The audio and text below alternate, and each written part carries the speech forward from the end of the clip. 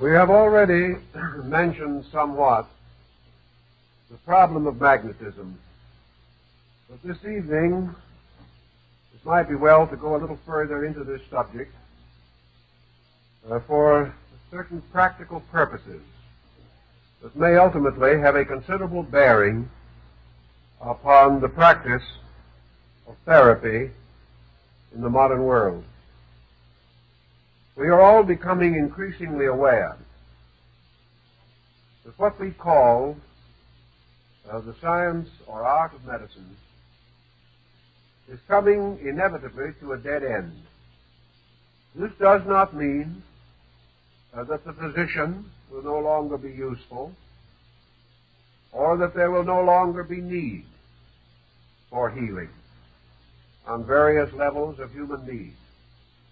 The dead end is a materialistic limitation upon the concept of therapy.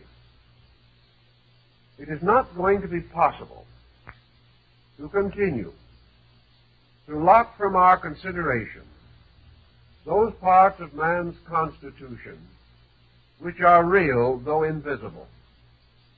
Nor shall we be able to indefinitely neglect an investigation of those forces around us, which, though unseen, have a continuing effect upon our lives.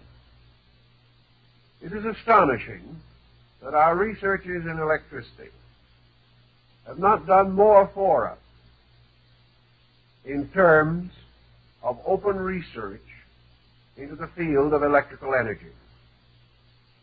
We are still without an adequate definition of the word electricity itself.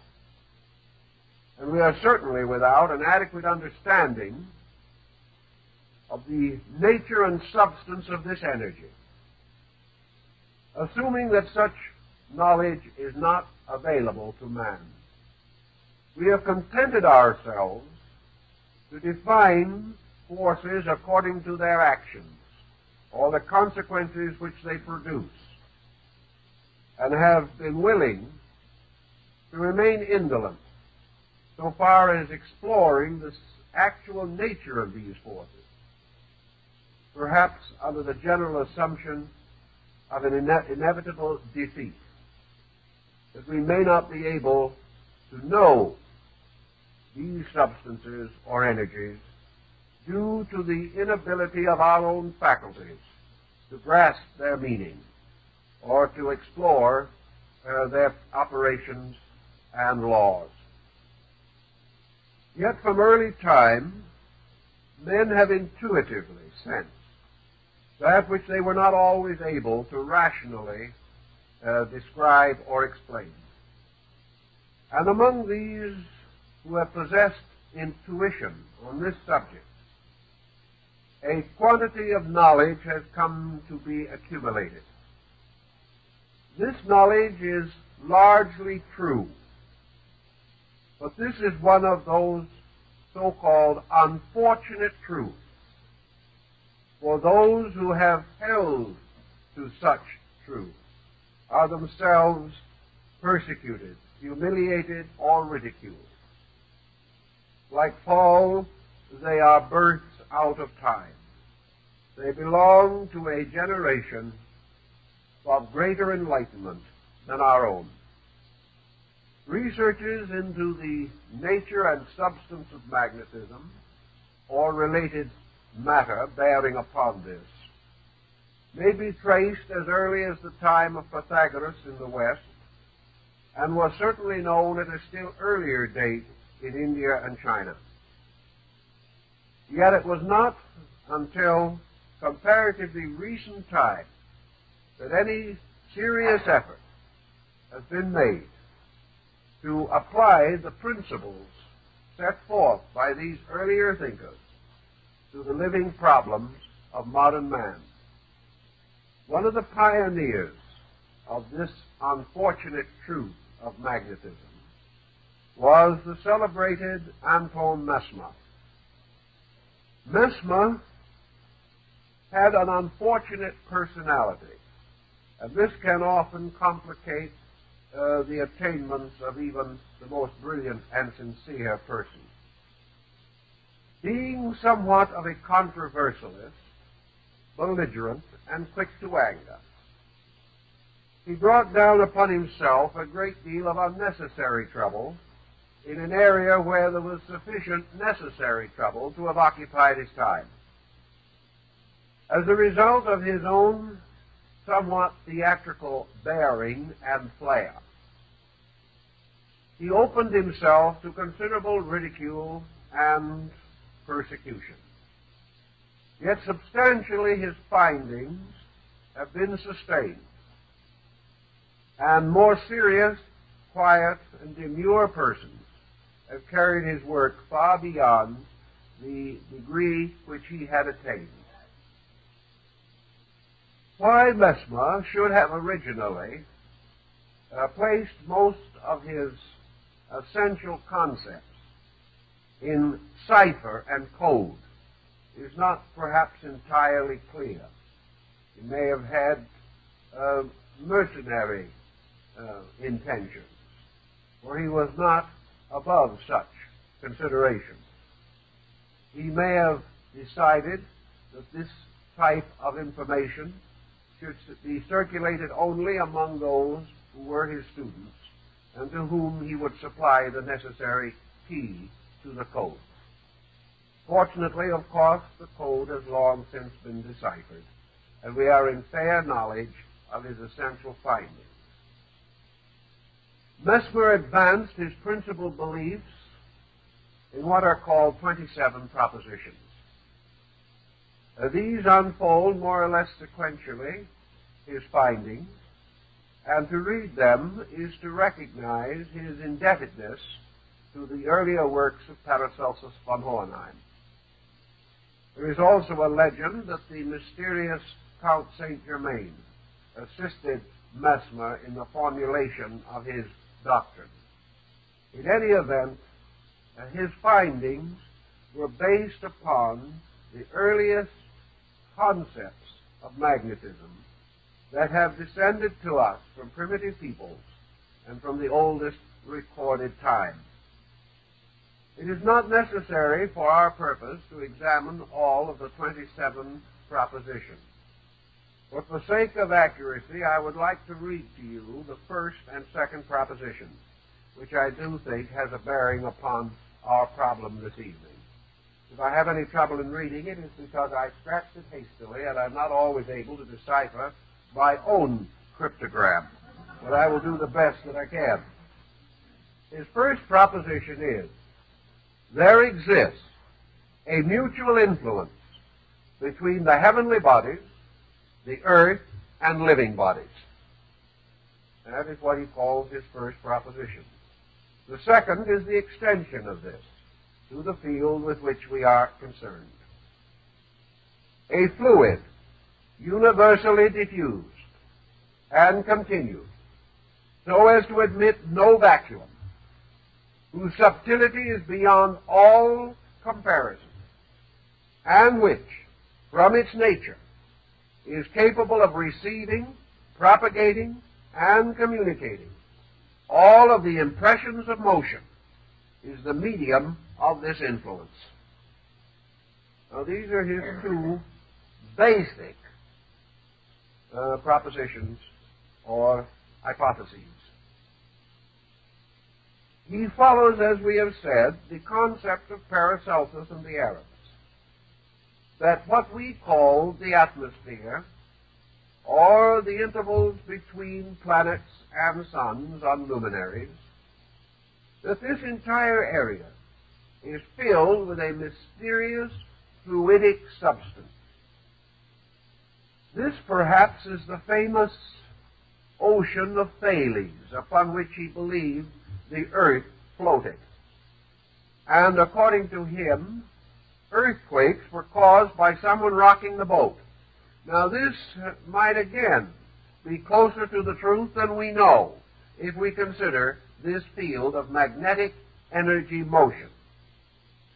It is already suspected that seismic upheavals may be due to electric or magnetic causes. This also may be the mysterious sea described by Heraclitus, who declared that souls coming into generation first passed into a strange, humid substance, moist but invisible, which enclosed the earth, and which, to a measure at least, communicated itself to the earth through the precipitation of rain. This humidity, carried by water, was, however, separate from and superior to the fluid in which it was carried. Socrates described water as consisting of a mass of minute, solid, dry units, and that the flowing of water was the falling of these units over each other in an endless concatenation. All of these speculations carry us likewise to the belief that the sun was the principal source and regulator of the magnetic fields of the solar system, and that by extension all energy or magnetic motion arose from the sun, and that its alternations, variations, polarizations, fluxes, and influxes were due to motions, tides, or various changes upon the sun or within the construction thereof. We would be inclined to go a little way along this road in recognizing the effect of sunspots, which would represent, therefore, some change upon the surface of the sun, which produced marked modification on the earth and among the creatures that inhabit the earth. When we know that sunspot maxima are carefully and eternally noted in the rings of trees, we can also realize that this phenomena does have certain terrestrial significance. Mesmer then went with Paracelsus to the theory that as all forms in nature exist within this humidic magnetic field, that all these forms likewise have a magnetism of their own, have their own magnetic fields, which are subservient to that of the earth and the sun, and also are subject to a certain modifying negative influence from that solar light which is reflected from the surface of the moon, which forms a different kind of magnetic energy. That the human body should be thus supported by a magnetic field was evidently known to peoples also in the past. Many individuals have existed who possess some degree of native psychism, who have a measure of vision beyond that of the more conservative human. These have recorded continuously through the centuries the appearance of a light, vapor, or field of energy surrounding the human body, which has come in mysticism to be called an aura, but which might just as easily be regarded as a magnetic field. Under certain conditions, almost anyone can, to a degree, perceive this aura, or can become aware and sensitive to its existence.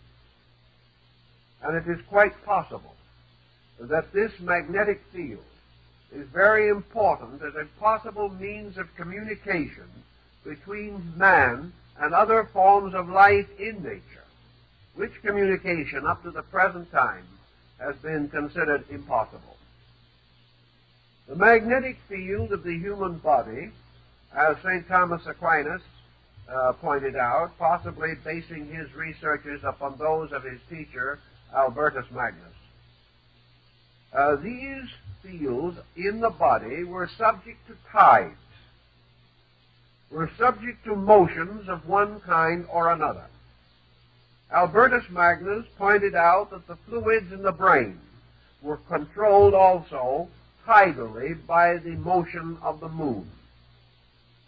Thus it is conceivable that at least 3, probably more, types of pull or push pressures may be found operating upon magnetism.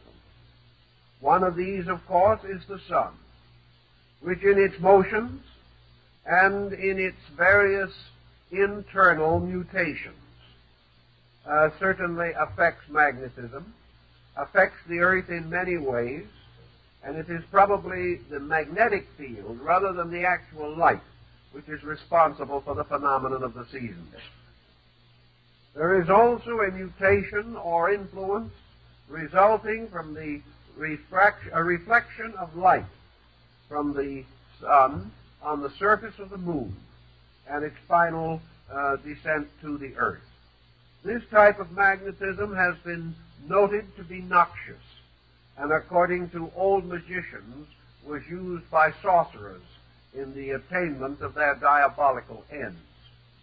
The third type of influence might arise directly from the earth itself, which has its own internal motions and mutations, and is subject, like all other living creatures, to gradual alternation of magnetic polarity. Thus we today recognize the 2 poles of the earth, one geographic and the other magnetic.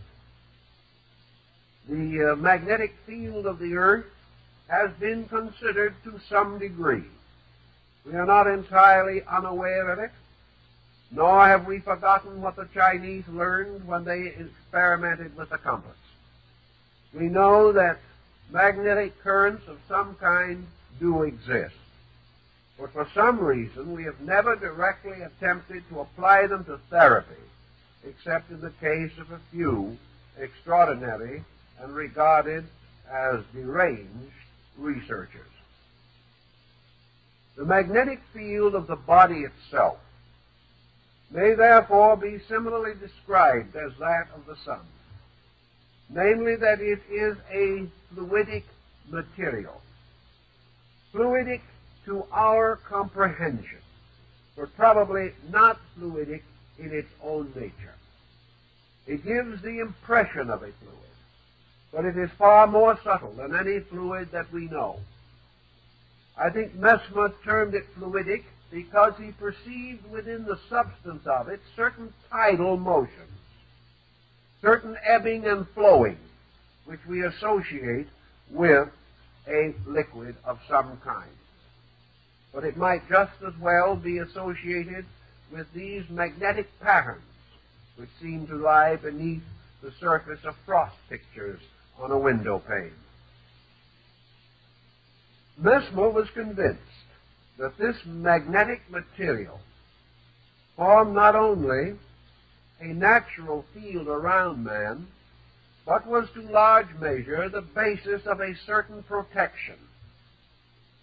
In other words, a person in whom the magnetic field was strong and was normally sustained apparently had greater resistance against the dangers of infection or many ailments which might otherwise afflict us.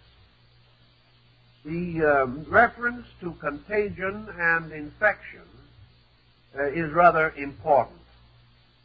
We must assume that all forms of bacterial life, regardless of their size or structure, are also magnetic units. This does not mean they have no other existence, but it does mean that anything that exists does possess magnetism as a means not only of its existence, but of its animation. Thus also, infection may be said to have a magnetic existence, and the corruption of flesh is a magnetic process, just as surely as we might regard it as the result of poisoning, blood poisoning, or something of that nature. If, therefore, a person's magnetic field be strong, it is quite conceivable that it would repel the magnetic fields of bacterial organisms, causing some degree of immunity, if not complete immunity. And there are numerous records which cannot be explained of persons immune to ailments, who may even be carriers of those ailments, but will not be affected by them. There are also many interesting evidences and records, such as that referred to by Sir Kenelm Digby, one of the great physicians of the first Elizabethan period, in connection with wounds and the development of his remedy, the weapon saw, by means of which he was able to assist the healing of a wound by bestowing certain magnetic substances upon the weapon causing the wound. Such may seem to be highly exaggerated reports. Some of them probably are exaggerated. For once man gets hold of an idea, he is very likely to abuse it, particularly when it is so abstract that practical checking is practically impossible. In any event, however, the possibility of the magnetic field of the human body serving as a protection against evil is possible and quite probable. Also, that this magnetic field is further divided within itself, so that miniature fields surround all the principal vital organs and parts of the body, and that this magnetism moves in the marrow of the bones, and that it also flows through the nervous system. These points are worth noting. Mesmer himself directly associated magnetism with the nervous system, declaring that it definitely circulated through the body by means of the nerves, and that they contained within themselves this mysterious semi-fluid substance, invisible and entirely absent in the dead, but available in the living and controllable by those who knew how to operate the magnetic laws.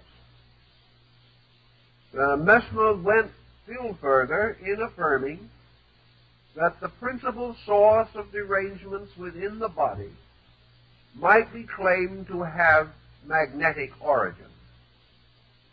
He, of course, gives us some further moral suggestions, and others have also supplemented this, and we will come to that in a moment.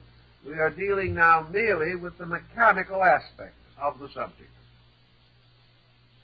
Thus it would follow that the human being is not only subject to the law of nature, but is subject to the polarized activity of solar magnetism. Perhaps this is what Plato implied when he declared that the earth and its peoples pass through alternating periods of fertility and sterility, and that these periods correspond to the ages of the ancients.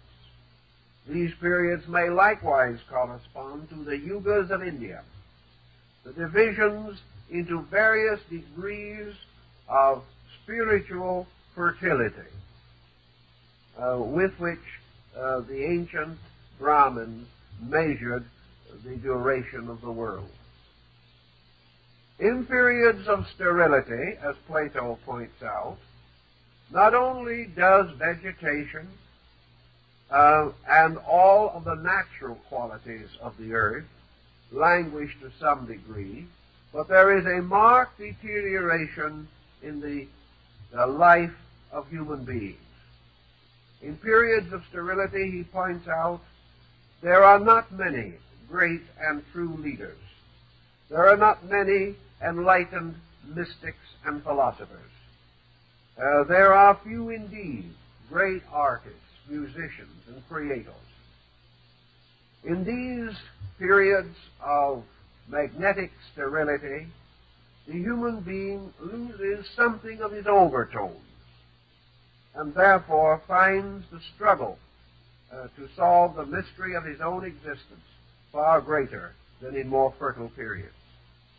When, however, the solar system moves into an era of fertility, all things flourish, and the vegetation becomes more abundant. And with the vegetation, the consciousness of man becomes more notably elevated, and he is more creative and productive, not only in the physical matters of life, but in those which relate to the mind, the heart, the emotions, and the soul. If such periods in the magnetic field may be related to the sun, it is likewise evident that there must be lesser cycles moving within this greater one.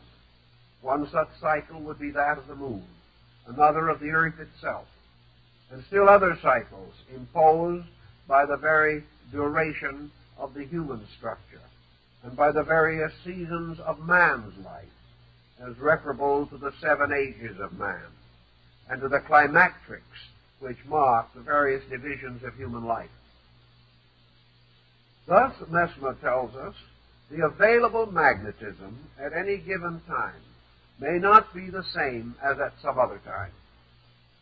These currents, with their various tidal motions, may bring abundance or scarcity. And we might wonder, perhaps, the possible relationship between this humid or peculiar, subtle fluid and the researches now being carried on in atomic fission. It is quite conceivable that if there should be damage or danger rising from the development of these electronic and atomic explosives, that this danger might lie in their disturbance of the magnetic field. If they succeed in disturbing the magnetic field of the earth, the effect will very likely be conveyed to the magnetic field of man. Therefore, he will not experience his difficulties from the outside, but will experience them in terms of his own available energy. And it has been noted even up to now that experimentation in this field has been accompanied by notable devitalization among many persons and has permitted ailments to advance more rapidly due to the devitality of the patient.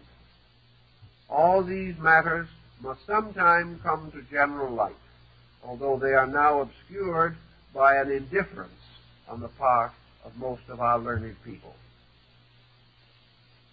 Considering the problem of magnetism still further, Mesmer pointed out that just as the year has its seasons, so likewise there are seasons within the life of man.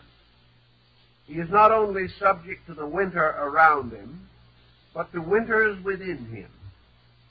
He is not only affected by the great cyclic motions of the universe, but by smaller cycles, based upon the fact that he is himself a miniature world, a microcosm, in whose constitution all larger processes are reproduced in miniature. There is also a sympathy between these larger processes and their miniatures in man, so that all of nature is bound together in one vast pattern and governed by rules for which there are no exceptions. The magnetic field of man is also, we are told by the ancients particularly, subject to the moods of man. And just as it is possible that universal mutations are due to universal moods of aspects of cosmic life or mind about which we have no comprehension, so it is more immediately demonstrable that the various changes in the attitudes and dispositions of human beings are immediately reflected in the magnetic field of the body, and that this reflection perhaps is the very basis of the operation of the law of compensation as this is applied to the activities and conduct of mankind. If then these magnetic fields can be distorted from their normal function, their motions, their rhythms, their ebbings and flowings disturbed by man's own contributions in form of mental or emotional intensity, it must naturally follow that we have here the basis for a morality. We have the basis for probably the most essentially certain code of conduct, which it is capable for us to know, what's possible for us to know. For example, if any attitude results in an unfortunate mutation in the magnetic field, that attitude must be wrong, so far as man is concerned. Any thought or emotion which is harmful to his energy resources must be contrary to the intentions of the law by which he is controlled or directed. For all such negative mutations must contribute ultimately to sickness and possibly ultimate death.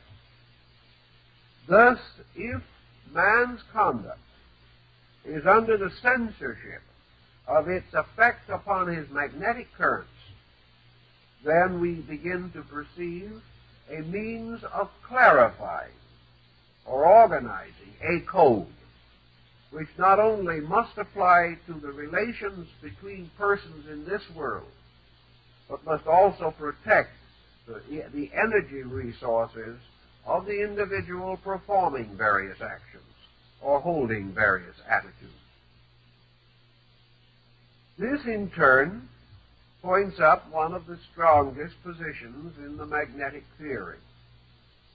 The moment it is conceived to be possible that man's energies can be influenced by his conduct, we then begin to approach a field of therapy.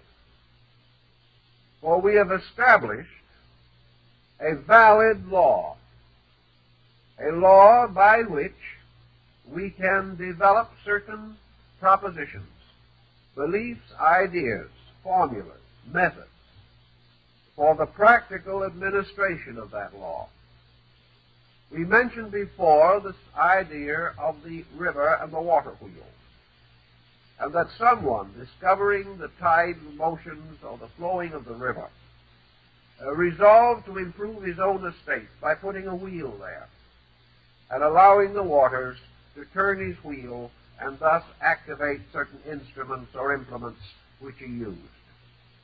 In the same way, once we become aware of the laws of magnetism, we are able to use this substance for certain advantages. These advantages, we hope, will not prove to be economic, but they can very definitely contribute to our well-being or to advance some form of our way of life. If these fields can be more thoroughly explored, we shall then begin to recognize a number of practical working solutions.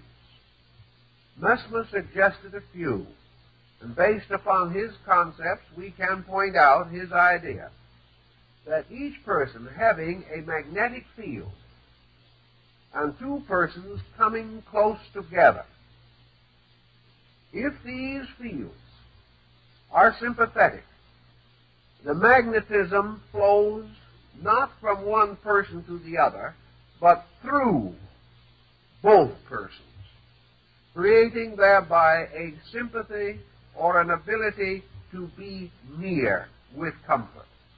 If, however, these magnetic fields are antagonistic, then the magnetism of each person is turned back upon himself, the result being an instinctive antipathy, a failure of friendship, or a failure of a desire to become acquainted with someone. It is also suspected that so-called inanimate objects have magnetic fields. And recent experimentation with certain hypnotic drugs, by means of which temporary psychic vision was artificially produced, has shown that certain things which we regarded as inanimate do have a life or energy of their own. That therefore we may discover magnetism in rocks, that we may find it in wood even after it has been built into a table, that we will discover it in foodstuffs even after they have been cooked, that we shall find traces of magnetism everywhere, and that this magnetism may also be traced in terms of sound. Hashish eaters of the Near East and India, those using this drug, report that they can see words coming from persons' mouths, and that these words have forms and energy radiations. The power or the creative expression of the spoken word or the creative word or the fiat may thus have more validity than we have been inclined to recognize. Any unit of vibration has a magnetic equivalent, and this may go still further. It is conceivable that ideas have magnetic fields, that archetypal patterns, whether in nature or in man, are magnetic, that dream experiences are more or less sustained by magnetic energies, and that many very subtle things are actually magnetized in one way or another. Paracelsus pointed out the magnetism of geometric forms, patterns, and solids. And other experimenters have found the magnetic emanations related to color, and have also been aware that colors create certain areas of conditioning within a magnetic structure. So does music. And practically every expression of art has its magnetic equivalence. Thus the subject, which seems to start as a rather small and perhaps highly specialized one, develops gradually into a large and general theme. For the moment, however, let us consider the possible effect of the intricate psychological pattern of man's behavior upon his magnetic structure. As man has moods, these moods may be likened to the moods of nature around him. Within man there may arise tempests. There may be terrible volcanic eruptions. There may be periods of doldrums. There may be exceedingly high temperature or low temperature. All kinds of things can occur which influence the climate of the human personality. All these influences react upon the magnetic energies available to the sustaining of the body. If these reactions are excessive, or if man's mental or emotional pressures pollute his magnetic reservoir, it is obvious that his body may in time be corrupted. Thus habits may be measured in terms of their influence upon magnetism, or the possibility that their regular occurrence or reoccurrence may cause the gradual depletion of the energy available to certain functions of the human body. Paracelsus was convinced that the diseases of man constitute a formula, that this formula means that there is a relationship, an exact and specific relationship, between the various aspects of man's consciousness and the afflictions which burden his flesh. He did not feel that we could merely say that man's attitudes poisoned his magnetic core, and then this poison merely distributed itself through the body, wreaking havoc here and there. He held that each attitude has a particular effect, and that this effect in turn will be symbolically set forth through a particular function, process, structure, or organ within the human body. Thus, all intemperances of all their complex and diversified orders and kinds may be directly related as causes of ailment, and the appearance of certain ailments may thereby, by reverse procedure, bear witness to certain intemperances in the life of man, whether these intemperances are recognized or not. Out of this thinking has come a doctrine which is somewhat reminiscent of that of the Indian yoga, namely that salvation for all things lies in non-interference. The moment man blocks or obstructs the processes of the universe, he is sick. If this sickness does not immediately affect his body, it affects his emotions, causing him to be unhappy or to suffer stress or strain, these likewise being forms of sickness. Man, therefore, must, in the greatest degree possible, maintain the harmony of those attributes of his own nature by which the fields of energy which surround him can be over-influenced. The old mystics reported a considerable color symbolism in the magnetic field, and this has been sustained by the findings of Dr. Kilmer. It is therefore possible to say that the moods of the individual result in color mutation in the magnetic aura or energy field. That these mutations may also take on geometric or symbolic form, and that every attitude of man has a kind of existence in magnetism as an artificially created creature. Of such creatures were the elementaries of Paracelsus, as distinguished from elementals. Elementals were to him the nature spirits. Elementaries were beings created by the intemperances of man and given a survival or existence within his own magnetic field.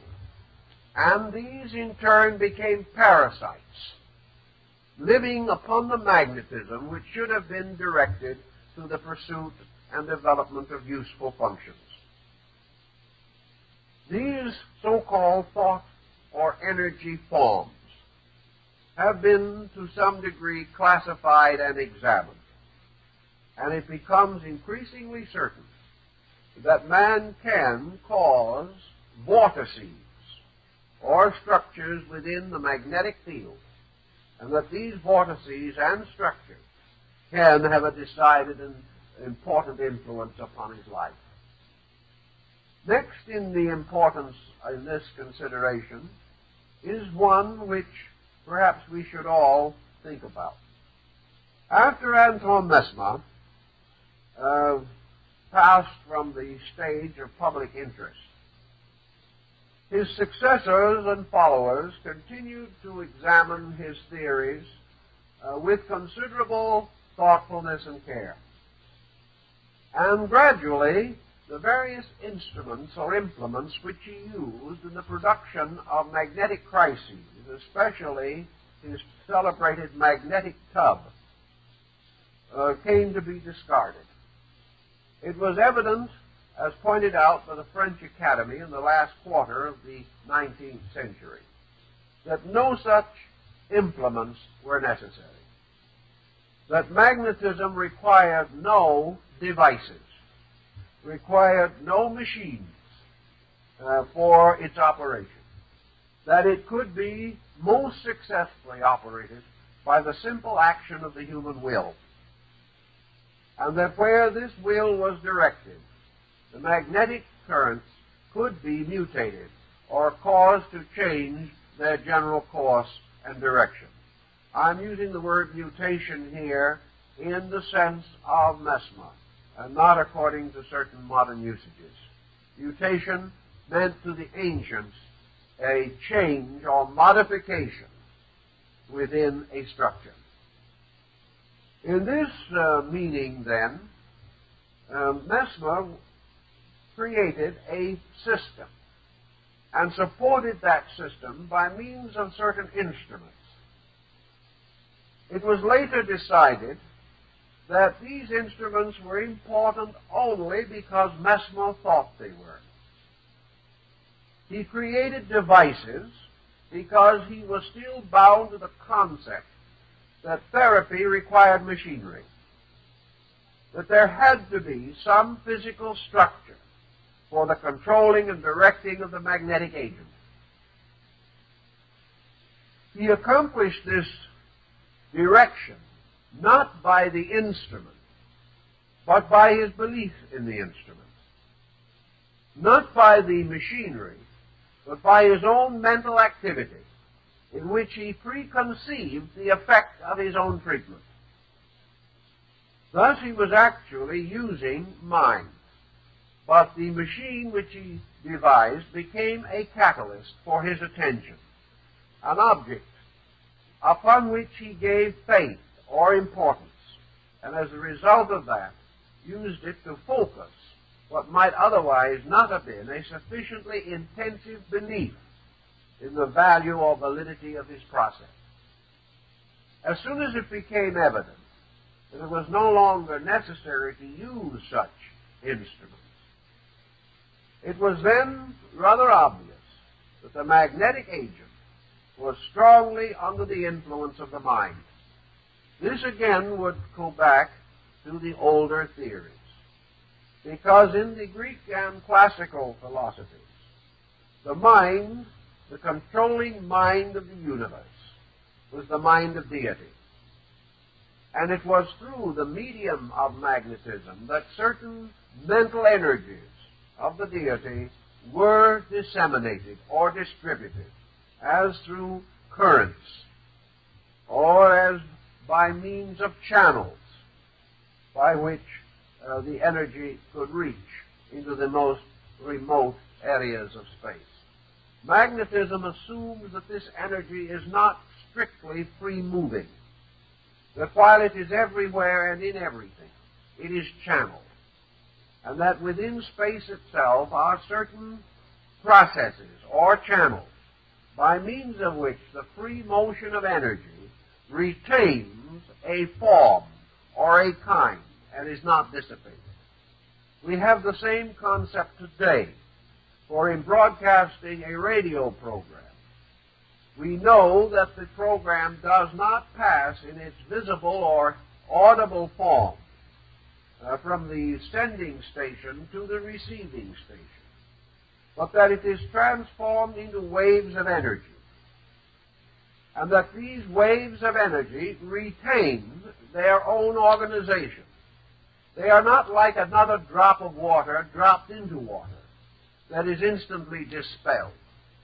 Rather, it seems as though they might be drops of water dropped into oil, where they remain isolated and retain their own form and structure.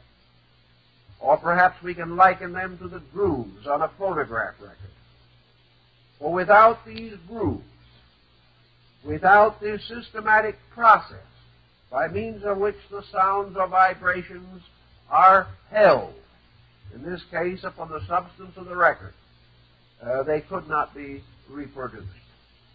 Thus, in nature, the magnetic substance also supplies this medium of carriage, and later became associated with the great so-called medium of science, the hypothetical substance, ether, which was used without much understanding to explain other mysteries still less understood. In the development, therefore, of this concept, mind was able to direct magnetism. Mind was able to direct magnetism from a person to another person. And for all that we or Mesmer could know, this mind was capable of projecting magnetism to an indefinite distance. This indefinite distance, perhaps constituting the sympathy which has been recorded between persons at a great distance who still were conscious or aware of the actions of each other, as in the case perhaps of the death of Lord Nelson, where at the time he died at Trafalgar, Lady Hamilton fell in a swoon in England, declaring that Nelson was dead. This sympathy, according to Paracelsus, was due to the possibility of the projection of the mind in the field of magnetism, and would simply be a very rarefied, attenuated parallel to our concept of radio transmission. Magnetism may then likewise be controlled or directed within the body of the individual by the mind of that individual, meaning that magnetism can be intensified in one part of the body or another, according as need may arise. This subtle substance could therefore be molded as a child molds sand in a sandbox, that it could be directed by an action of the volition, of the animate will, and could be caused to be greater in one part of the body than in another, or could be reduced in one area, so as to effect whatever remedy might be needed. Nature, apparently, has done this itself. And here is an interesting theory about which we may hear more sometime. If volition, consciousness, and mind are the peculiar agents by means of which magnetism can be drawn, then in all probability nature has set up pain mechanism for that purpose. In other words, pain causes acute awareness. Pain causes the individual to turn his attention upon the area where the pain exists.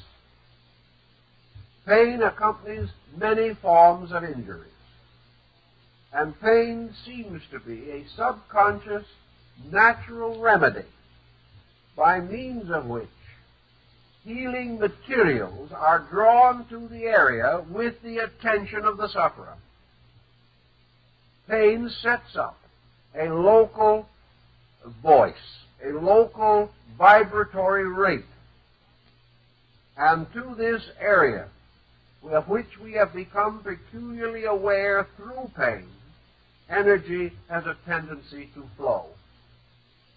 As an example of the truth of this particular point, we can mention that hypnosis will cause the person to be unaware of pain in an area, or become aware of a pain in some other area where it does not exist.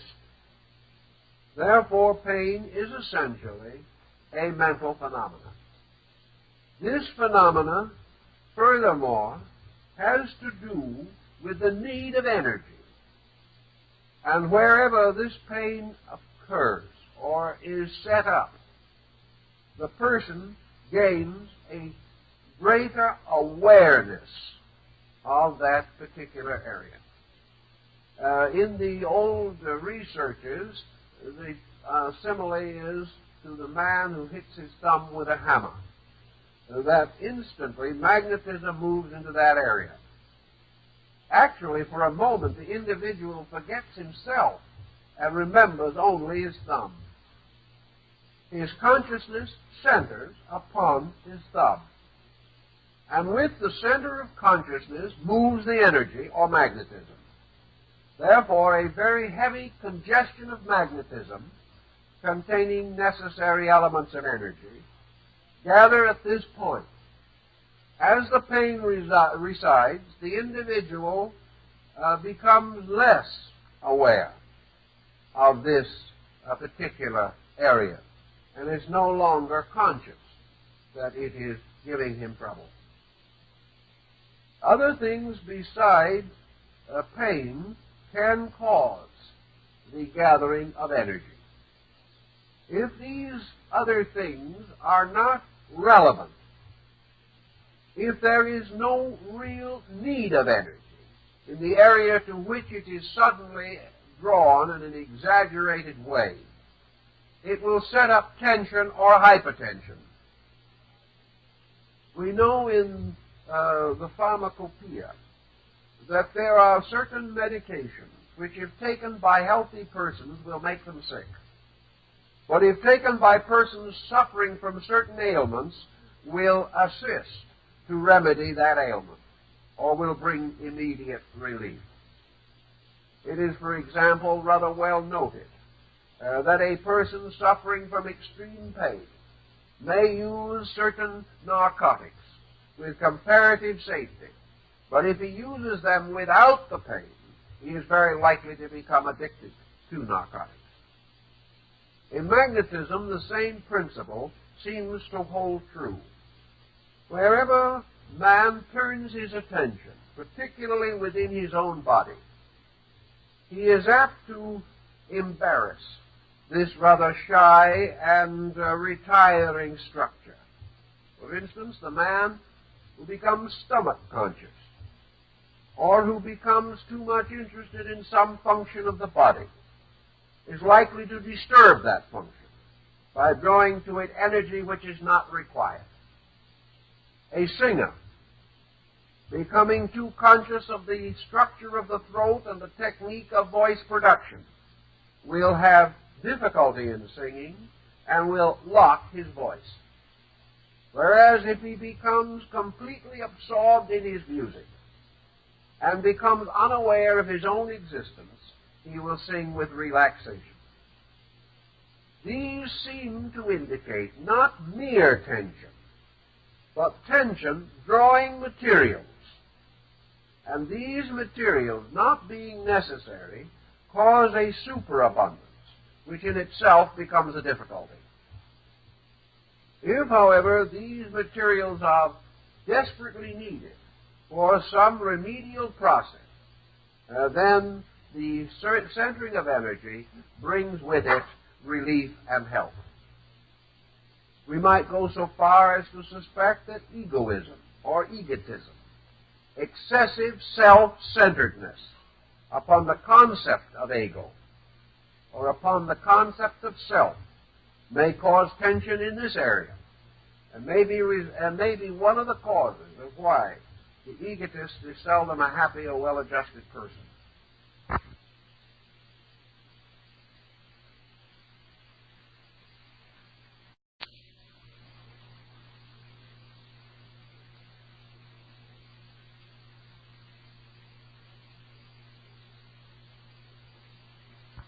Centering energy where it is not necessary, where it literally and actually does more harm than good. Energy is to be centered only for emergency, and when it is otherwise centered, it is of little value. Also, the magnetic field becomes an immediate carrier of mental impulse, much more rapid, much more powerful than any conscious process can be. A good example of this is learning to play the piano. The individual must go through a considerable preliminary period of training. The purpose of the training being to gradually eliminate hand consciousness. As long as he must guide his hands by an active process of volition, he will be slow and stumbling in his music. When, however, he reaches the point where the hands react automatically to the impulses of the mind and will, so that they become comparatively unknown to him, but serve him effectively, then he becomes a more satisfactory artist. It seems then that mental energy can be carried almost instantaneously to any part of the body where it is needed, and that this subjective method of communication with the parts of the body is more necessary and more important than any conscious willing of these parts to perform a specific action. The next point, again, follows from these, and that is that the mind, being able to direct energy, is subject to certain limitations and infirmities of its own, by means of which the direction of energy may be wrong or may miscarry. Or in the case of the magnetic healer, there is always the possibility that a preconception of the nature of the ailment, a faulty diagnosis, a demand for the use of energy in a certain way may bring the patient difficulty rather than improvement. It is therefore true in this as in all other things that the energy field of the patient must determine the patient's need and not the intellectual attitudes of the physician. This is subtle and takes away from the field some of its most interesting aspects. We are curtailed in our glorious privilege of exerting mind over matter. We are no longer set up as arbitrary determinants of what others need. We have so long attempted to diagnose by formula, by tradition, by precedent, and by certain schools of technique, that it has not occurred to us that the magnetic field of the patient is a living diagnosis at all times. You may remember, of course, the charming story, Caesar's Column, by Ignatius Donnelly. In this story, which anticipates the progress of man into the future with something of the spirit of Edward Bellamy, but perhaps not quite so optimistic, an invention is described resembling a watch, which the individual can wear as he would a watch, and can look at it whenever he feels like it, look at his watch and say, a little bilious today. That this magnetic instrument, small but powerful, will enable him to tell at any time the condition of his own health. The operation of the instrument, of course, depends upon magnetism. This has not yet quite been perfected. We might have done it by now had we not been more interested in reaching Mars or one of the other members of the remote solar family. But it is still conceivable that such a device could be devised. And it is even more important to remember that the magnetic field of the body must always present the true and inevitable condition of that body. Therefore, it is not the mind of the individual who is judging, nor is it the mind of the patient who is explaining his symptoms. It is actually the state of the electric currents of the body and their relation to the needs of the occasion. Thus, the tendency to create a highly arbitrary system of therapy is to a measure checked, and we begin to consider the various moral and ethical involvements. The individual can recover only when he ceases to cause his own sickness. If he ceases to cause it, he in all probabilities will be gradually relieved of its symptoms unless the damage has gone too far. Then he may be assisted, or he may be beyond assistance, as the case may be.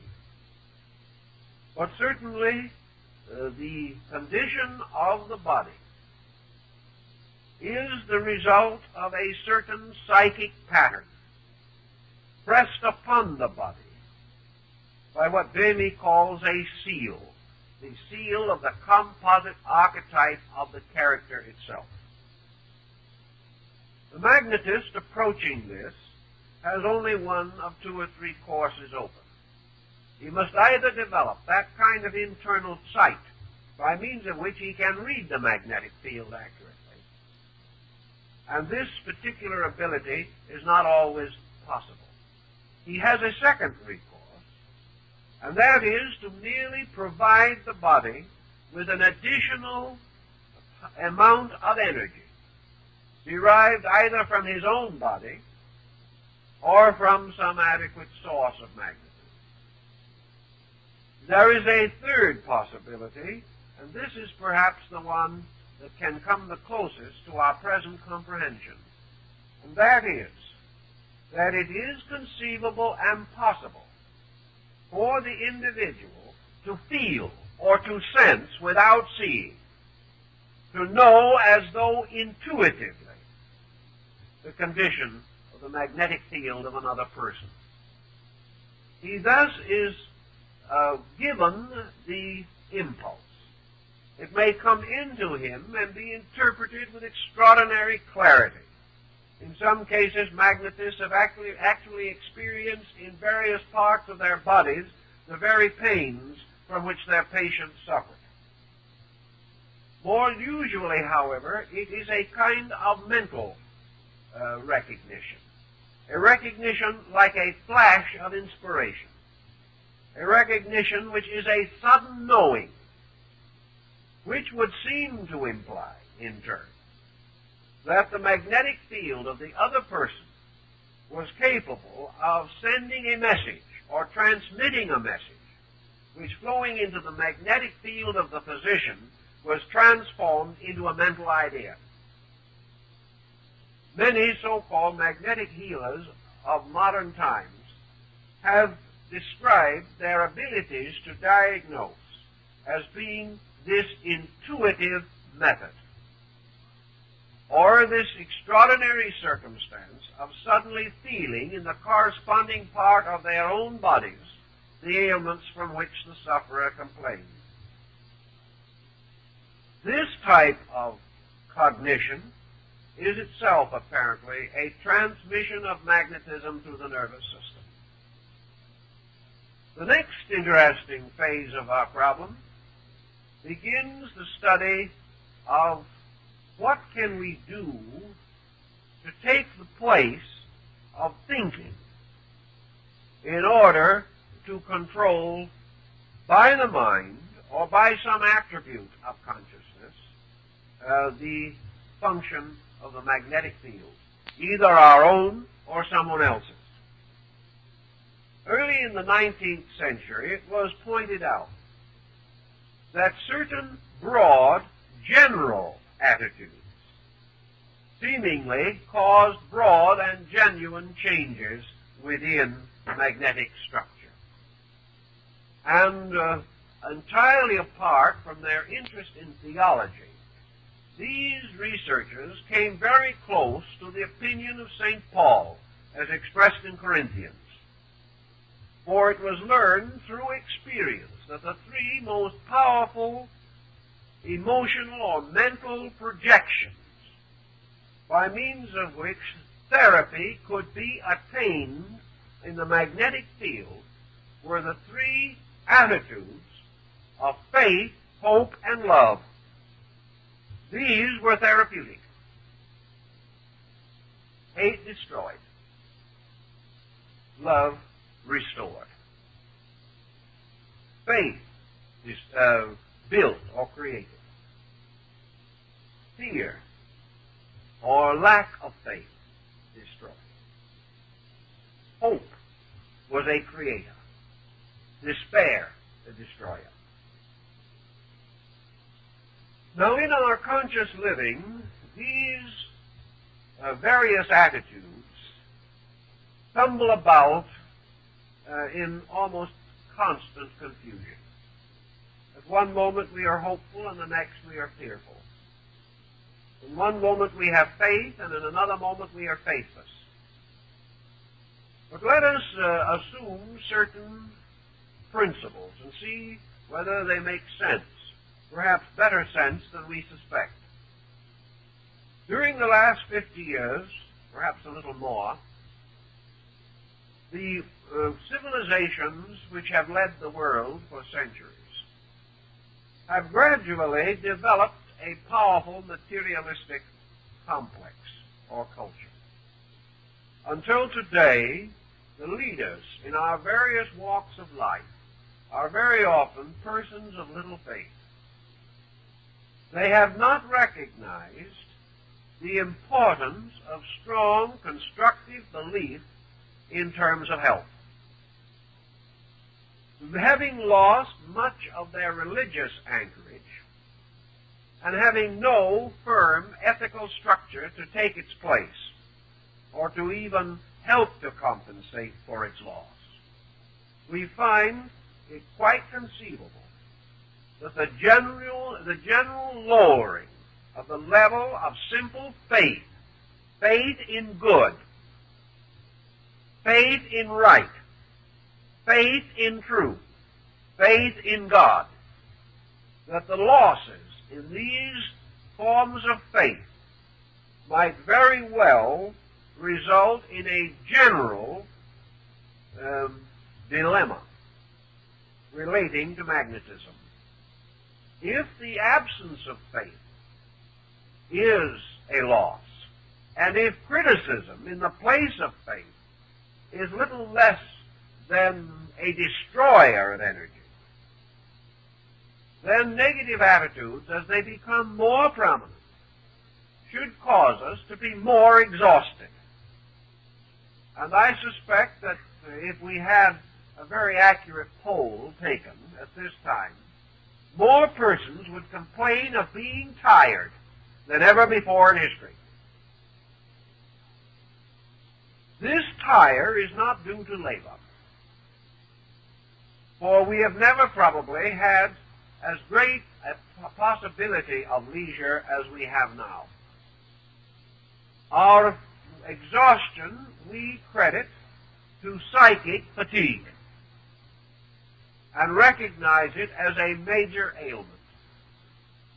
If fatigue itself bears witness to a depletion or a wrong tidal motion, or even to the reversal of the current of a magnetic field, we may then assume that the tremendously increasing sense of doubt, of insecurity, of downright fear, combined with a loss of a natural tendency to cultivate sensitive, constructive attitudes, that the direct machinery by which our attitudes affect our flesh may be through the magnetic field. We may also assume that a collective magnetism, where millions of persons holding certain negative attitudes create a common dilemma, might go so far as to affect adversely the magnetic field of the planet. For we cannot assume for a moment that man suffers alone. We have to also assume that his negative psychic and emotional attitudes affect the other kingdoms of nature around him. And we are even now concerned with various circumstances resulting in loss of harvests, in the failure of trees to bear good fruit, in the failure of many natural processes. We have assumed various causes, but it is possible that among these causes will be found the general inertia or depletion resulting from the collective effect of our own attitudes upon personal and earth magnetism.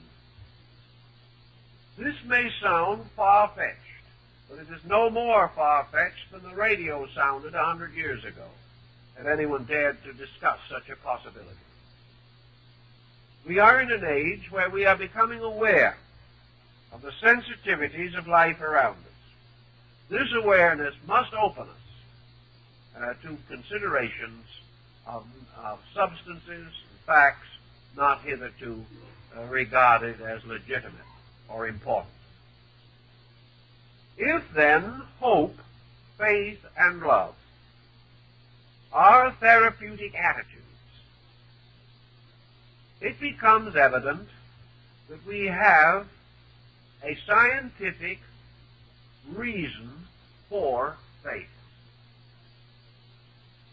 We have the proof that faith developed in man at some remote time because he intuitively recognized the need of faith. That faith came not from the imposings of the clergy, but came originally from the interior need for comfort. Not spiritual consolation alone, but simple physical comfort. That the individual then began to organize these primitive impulses to the formations of creeds and codes. This we can accept. But because all primitive peoples make use of various magical forms involving the control and directing of magnetism, even now, we may suspect that they were aware of the important facts. We talk of the importance today of a good attitude. We think of it, however, largely as a platitude. We have the feeling that if we have a good attitude, other people will like us better, that we will be more popular. This is no doubt true. But is this friendship that results from better attitude merely based upon this external situation, or is it based upon the change in the magnetic field which can be intuitively recognized by others? We know that persons of various temperaments have had adventures in life which would signify or indicate that their internal natures affected those around them. It is a common problem, for example, that does not infrequently arise, that certain physicians and nurses have better effects upon patients than others. This effect cannot be based upon appearance, for one may be as prepossessing as another. It cannot be based upon efficiency. They have all received more or less equal training. We may say that it could be based upon the attitude of the doctor or the nurse. But in some instances, they are at least certainly not aware of their attitude and are very hurt and disappointed when the patient does not respond favorably. Yet it is almost a certainty that if we leave a certain nurse with a certain patient, he may not recover. Something is wrong that cannot be corrected by efficiency, kindness, cheerfulness, or anything that we know. There seems to be an antagonism on the level of the magnetic field. Thus, certain persons in all relationships can be fortunate or unfortunate in terms of their own magnetism. Does this mean that such magnetic attractions and repulsions are inevitable? Does it mean that certain persons will never be able to get along together? Does this, to a certain degree, reflect itself in the comparatively high rate of divorce from which we suffer today? Is incompatibility, at least in part, an element of magnetism? I think it can be in a good many cases. There are also indications that there are people who cannot get along together, who will not be able to, or will never be able to make a sufficiently great adjustment in their own characters that they will be able to become compatible. This occurs not only in the more intimate associations, but also in business and in social activity. There are people that will never be drawn to each other. And if they are accidentally brought together, there is no spark of friendship or recognition.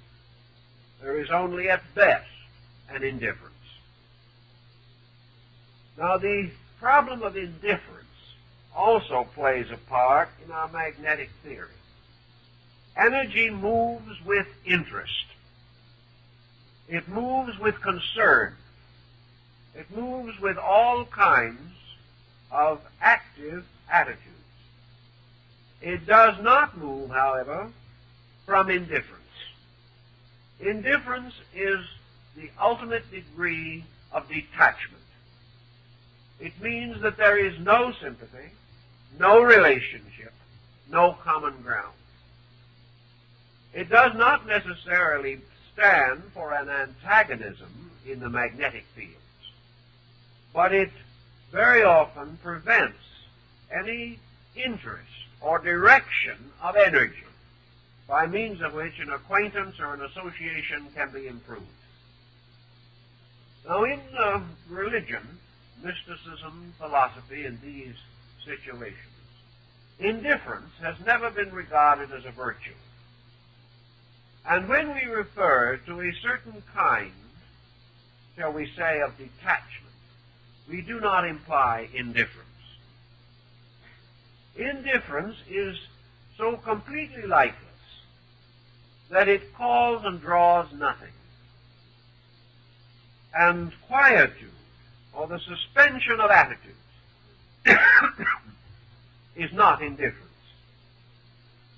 Indifference represents failure to report any stimulation or any activity of interest. Whereas man seeking to relax or to attain freedom from pressure is not working with indifference. To make a virtue of indifference would be equivalent to making a virtue of ignorance, or to assume that a not knowing is good. In nature, not knowing is never good. False knowing is also bad. Right knowing is very important. Indifference is not relaxation. Indifference is not protection. And the individual who becomes indifferent or attempts to get out of a situation by departing from it, physically and psychologically, will gain little benefit for himself. Rather than indifference, there must be a strong but perhaps rather impersonal sense of values. Again, this term is a little dangerous, for the impersonal individual may be without sympathies, and sympathy is the principle upon which magnetism moves. Therefore, detachment must not and should not be unsympathetic. It becomes, therefore, necessary to refine and regulate values to the end that we hold the proper attitude toward ourselves and to all other creatures. That this attitude cannot be assumed merely by an action of the will or a determination of the mind is also evident. The attitude must become a total part of the life itself. The attitude must arise in consciousness and be communicated therefrom directly into the fields of energy which support the body. Researches by Mesmer and others have shown beyond doubt that the magnetic field to operate best must be in a state of tranquility. Tranquility simply means now normalcy, nothing more than or less. Excitation or the tremendous upsurge of intensity is not normalcy. Depression or the reduction of energy to the state perhaps of inertia is not normal. And one of the forces or circumstances which causes the greatest havoc in man's magnetic structure is uncontrolled and excessive emotional outbursts. These cannot do any good on any plane, and on the psychic plane they do much harm. This causes people to say, but these outbursts are natural to us. We might also say, by looking at the available text, particularly the World Almanac, that sickness and death are natural to us. Very few of us get out of this world alive, at least in terms of our physical existence.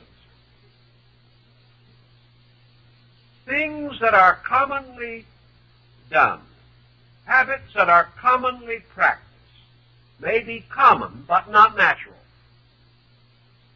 And we would not be in the difficulty we are in today if things commonly done gain virtue by the common doing. They do not. Things done badly never become a virtue, even though every other living being does them that way.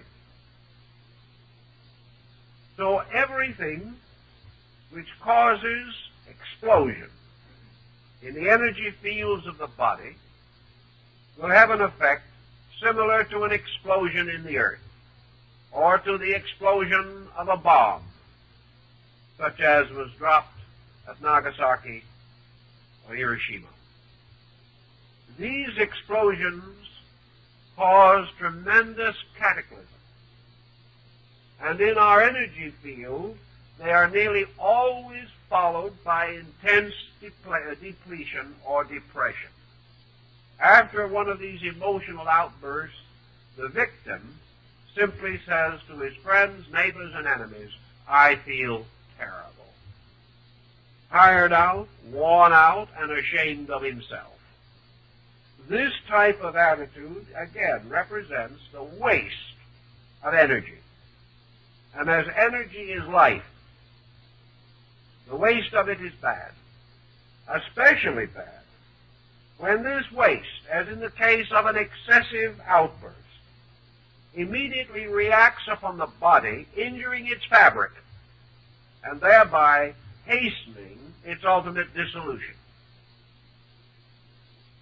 In the same way, excessive grief, excessive worry, and fear cause immediate damage, and all irrational or unreasonable attitudes that are unsympathetic, critical, defamatory, attitudes which are known in conscience not to be right, all have been proved to be magnetically bad.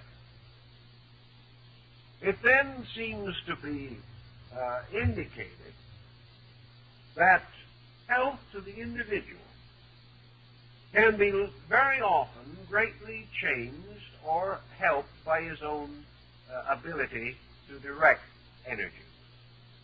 Man is not yet so completely endowed with understanding, self-control, organization, the ability to remain fair and reasonable and temperate in all his attitudes, that he is able to escape all of the ravages due to the, we will say, the corruption of his magnetic field.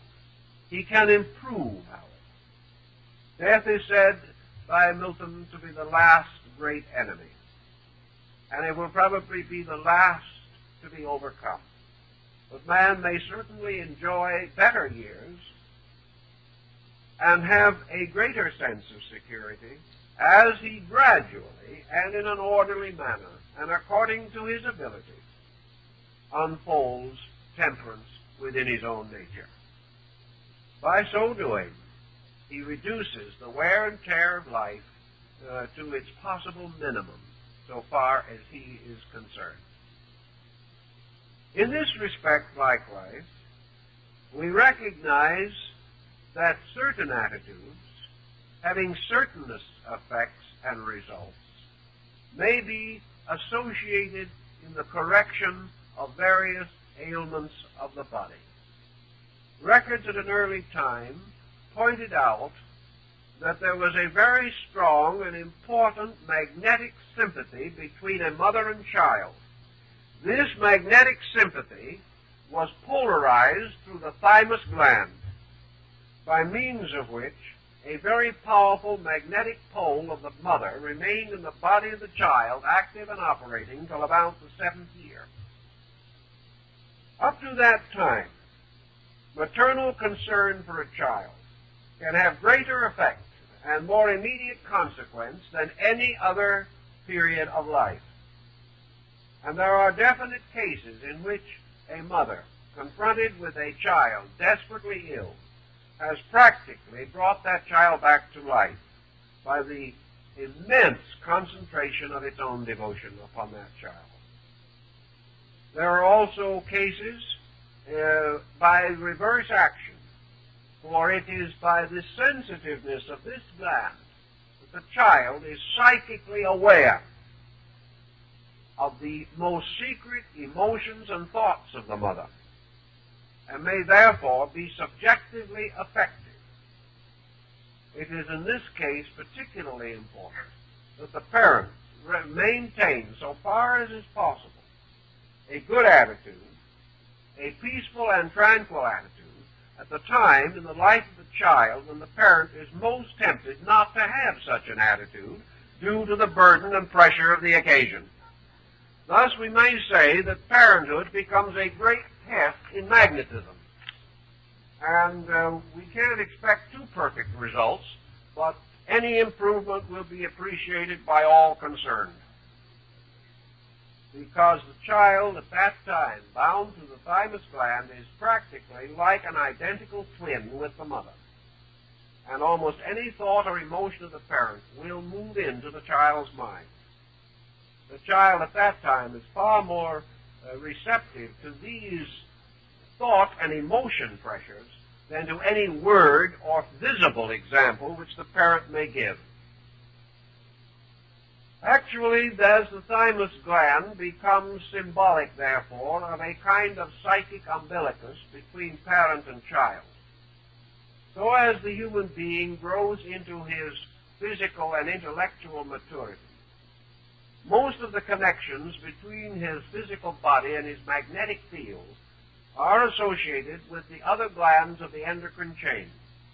The thymus gradually becomes non-operative in the normal person, and where it remains operative too long, it produces serious consequences. The particular area of the magnetic field in the human body is the spleen.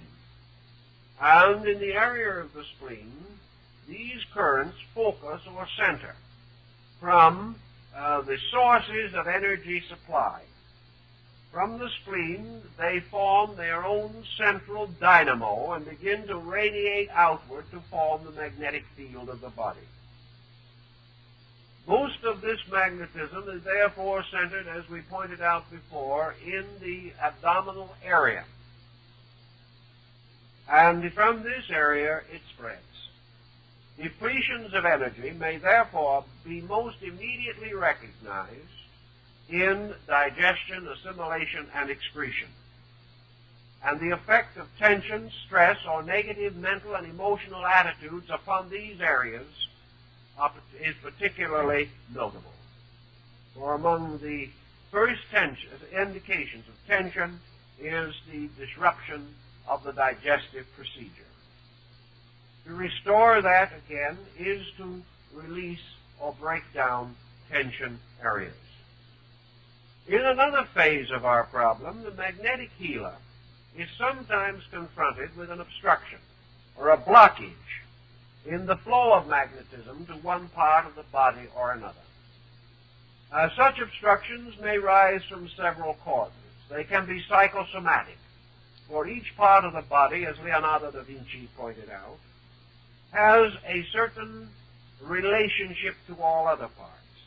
One of the most simple analogies lies in the old distribution of the signs of the zodiac and the planets among the sections of parts of the body as set forth in the familiar old cut-up man of the almanac, who is shown usually with the constellations grouped around him.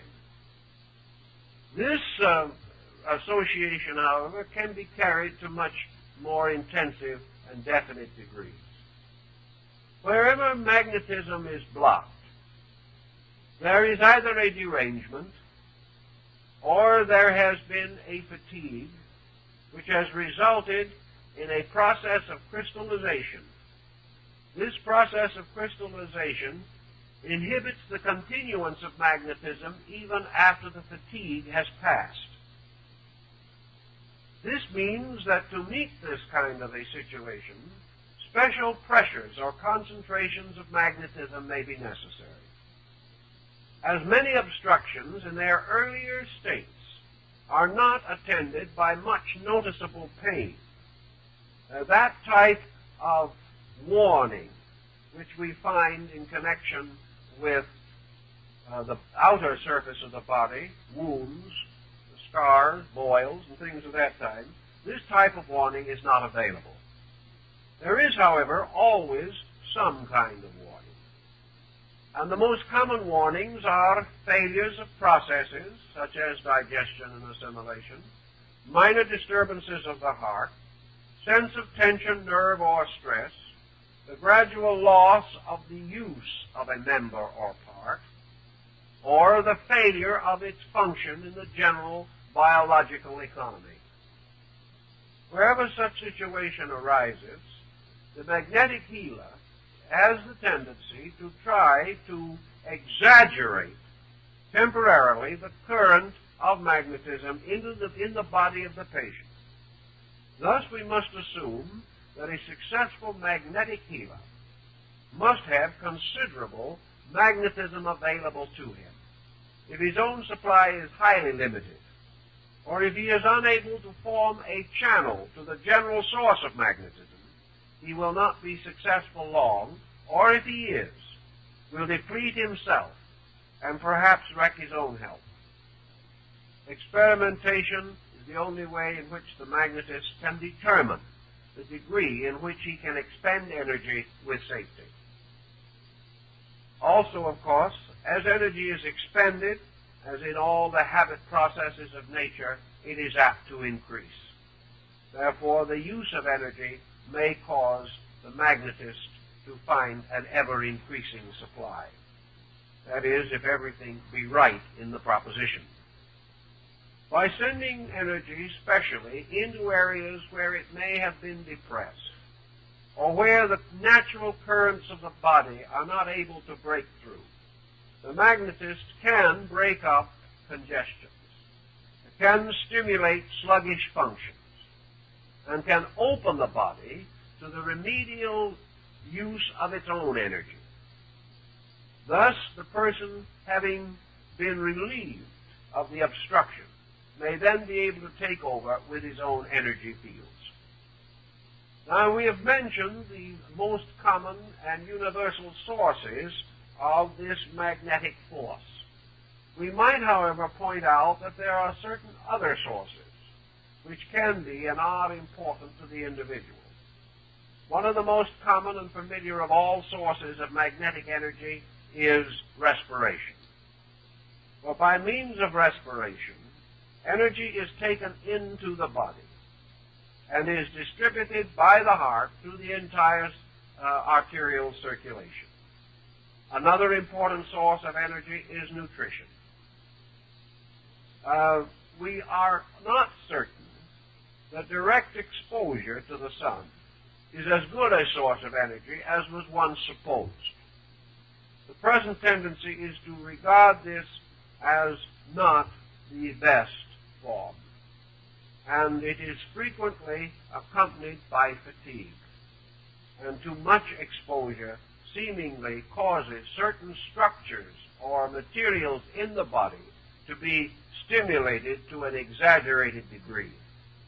The best sources of energy, therefore, arise from the mixture or the normal life of the person. In our normal living, under normal conditions, We have certain resources supplied by nutrition, by respiration, by light, air, and sun. We also have certain relaxations and repose, and it is during the period of sleep that the magnetic field does most of its repair work upon the ordinary wear and tear of the day.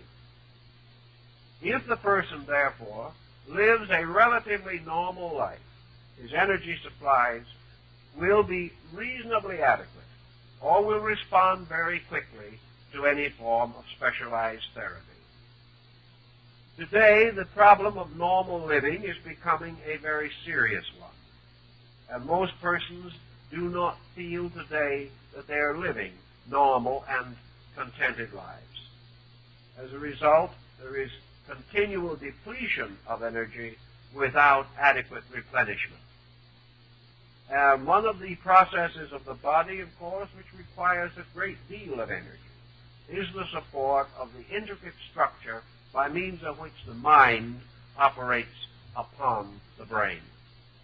This energy requirement is much greater than that necessary for the use of a pick and shovel, but a more refined type of energy is required.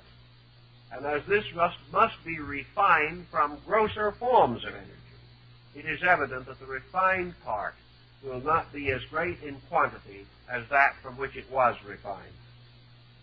Thus, the need for the control and direction of energy resources, particularly at different periods of life, failure to adjust adequately and properly to the changing pattern of years, can result in serious energy depletions.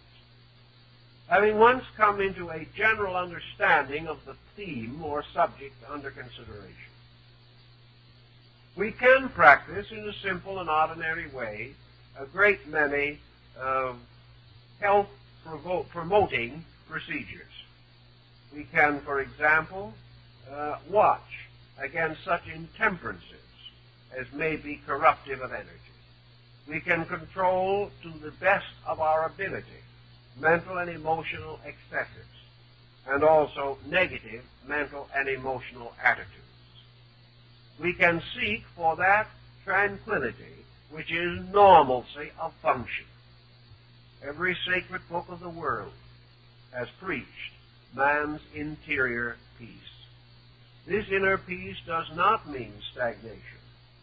It means adjustment with life, acceptance of the will of heaven, the recognition of Tao, which in Taoist philosophy becomes a kind of cosmic magnetism, or a universal energy which moves through space through the fields of the magnetic currents.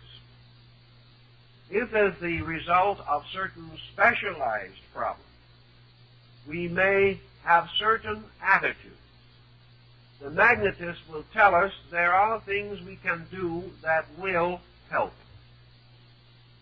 One of the ways in which magnetism has been controlled, particularly in Asia, is through visualization. Visualization is a process of imposing upon the consciousness the picture of the state of well-being. Visualization, then, in connection with a wound, is the inner process of becoming aware that the wound is naturally and normally healing. If this is merely stated as a platitude, it is comparatively meaningless. But if it is held as a fact in consciousness, it will affect the availability of magnetism. For the magnetic field will accept the pattern and move to fulfill it. Just in the same way, if a person inwardly experiences by a suspended but purposeful effort the tranquility of his own consciousness, if he will visualize himself as in a state of adjustment with life, he will find it easier and easier to attain this state in his outward experience. Thus, visualization means to see the thing as it should be. Now, we may not always know just what it should be, and our visualization does not have to be ultimate. Our visualization of a boil would be fairly easy. We know what it should be. It should not be there, as far as our comfort is concerned. But it is there because of a cause. Therefore, visualization does not frustrate cause. It does not assume that the boil has no right to be there. It cannot do this and accept natural law. But it does visualize within the person an attitude, a condition, a state of being in which the suspension of negative factors removes the cause of the boil and results in the visualization of that kind of peace of soul and peace of mind which is not likely to cause boils, or if they do exist, will most quickly promote their healing by removing the negative factor, and also by that complete relaxation which permits the energy field to move into the area of the boil and do the remedial work. It is also possible for a person or a magnetic healer to temporarily stimulate the energy field around the boil, causing more magnetism to gather there, and in this way to hasten the processes of recuperation. This hastening is not an unnatural or an abnormal one. It is simply a hastening of the natural curative processes of life itself. In alchemy, one of the ancient formulas was that man perfects nature.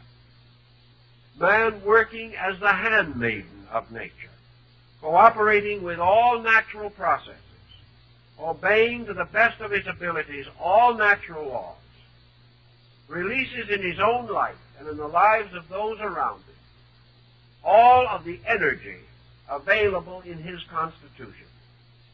This energy moves like a cleansing ocean, magnetism burning up corruption, clearing it, taking it away, returning it to the great mystery of the solar power in which it is incinerated and removed. This energy, if given all possible and reasonable support by man, will do its work better, more quickly, than it can accomplish this work if it must at the same time fight against a group of negative reactions. Thus, therapy begins with tranquility. It begins with the gradual development of this consciousness of hope, faith, and love, by means of which the person achieves a rapport with life itself.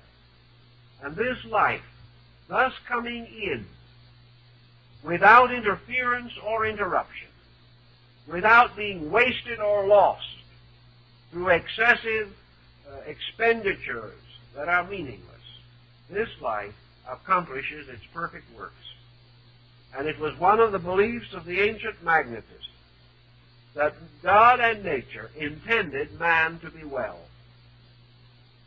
Sickness is not any more a natural state of man than war is a natural state of nations or crime a natural state of society. Sickness is the result of man being unable, as yet, to perfectly understand the rules governing health, or in one way or another, for selfish or even unselfish reasons, violating those rules. Such violations may appear to be justified, as in the case of the physician, who may exhaust himself sitting up with the sick. Or it may not appear to be justified, as in the case of intemperance and general waste of energy. But whatever be the cause, the energy that is used in one way cannot be used in another. The more our legitimate demands upon energy may be, the more heavily our profession or our life calls upon our vital resources, the more we must protect these with our attitudes. The individual who does nothing might have greater liberty to make mistakes than the person whose energy is constantly required. But by the proper direction of energy, through attitude, particularly through these attitudes recommended by Paul, faith, hope, and love, man living in these moods, in these ways, and achieving a certain tranquility in his own nature, will find that his energy is greater, and that when emergency arises, his recuperation is more rapid, that he is less likely to infections and corruptions of the flesh, and also less likely to create those emotional and mental situations which must require still more expenditure of energy to mend or correct. Thus, magnetism becomes a kind of conscience, a censorship upon all action. And for those who keep its rules, by obeying the principles of the powers which move and direct energy, it becomes a kindly and helpful friend, a source of life and sustenance. But if it is outraged, it turns upon the person who breaks its rules, not because it does not like them, but because they have set up obstructions to energy. And in religion, to set up an obstruction to energy means to set up an obstruction to God. To set up an obstruction in the body means that there will be somewhere an inadequacy of the soul. So in these thoughts and in this type of thinking, magnetism becomes a field for science, also for philosophy, and for religion. And it becomes one simple key to how the average person can help himself, if he is so minded, in many small ways. And if he can do this successfully in many small ways, he may prevent part, at least, of the need for having something done in a big way. As often these small causes contribute together to some serious consequence, so the correction of small mistakes will help to maintain the grand economy of the complete person. Well, I think our time is up, and that is all we can do for this time. Now we're going to give you 2 weeks vacation on Wednesday evenings. And then we're going to start a new series here, which I hope will prove of general interest to all of you. I don't have a program of the series at the moment, but I know what they are about. We're going to deal with the problem of the mandalas, the meditation disciplines, diagrams, and symbols of Eastern peoples, as these are used in various religious, philosophical, and mystical researches, conditions, and devotions. And we believe this will be one of the most interesting series we've given, so we hope you'll all be there. And we thank you very much.